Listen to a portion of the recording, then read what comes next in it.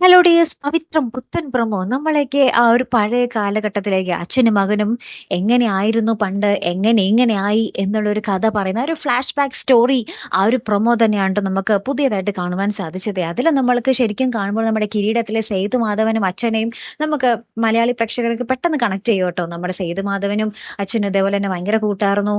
ഒരു സാഹചര്യം വരുമ്പോൾ അച്ഛന് വേണ്ടി തന്റെ മകൻ ഒരു ഗുണ്ടയായി മാറുന്നൊരവസ്ഥ. അതുപോലെ തന്നെയാണ് സെയിം കഥ തന്നെയാട്ടോ നമ്മുടെ പവിത്രത്തിലും സംഭവിക്കുന്നത്. അച്ഛനും മകനും ഭയങ്കര കൂട്ടായിരുന്നു. മകനിൽ അച്ഛന് ഭയങ്കര പ്രതീക്ഷകളായിരുന്നു. ഭയങ്കര പഠിക്കുന്ന മകൻ. അങ്ങനെ അച്ഛന്റെ സ്വപ്നം സാഫല്യമാകാൻ വേണ്ടി ജീവിക്കുന്ന ഒരു മകൻ തന്നെയായിരുന്നു. ഒരിക്കലും നമ്മുടെ കോളേജിൽ ഒരു അടിപിടി നടക്കുന്നുണ്ട്. അതില് വിക്രം എങ്ങനെയൊക്കെയോ ആയി പോകുന്നുണ്ട് ആ ഒരു അടിയില്.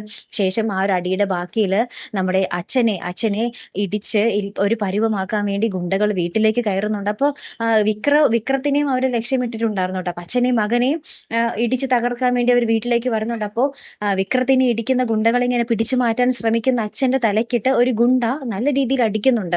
അപ്പൊ അച്ഛൻ ഇങ്ങനെ ബോധം കെട്ട് വീഴുന്നുണ്ട് ട്ടോ.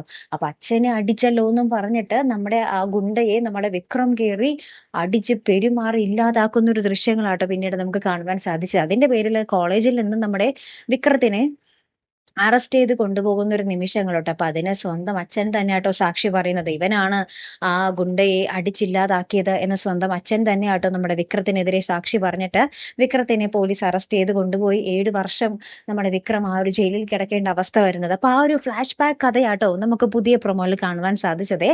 എന്തായാലും നമ്മൾ പ്രേക്ഷകർ കാത്തിരുന്ന ആ ഒരു കഥ തന്നെയാട്ടോ വരാൻ പോകുന്നത്. മറക്കാതെ കാത്തിരുന്ന് കാണാം. അപ്പൊ അടുത്തൊരു വീഡിയോയുമായി വരുന്നത് വരയ്ക്കും ഗുഡ് ബൈ.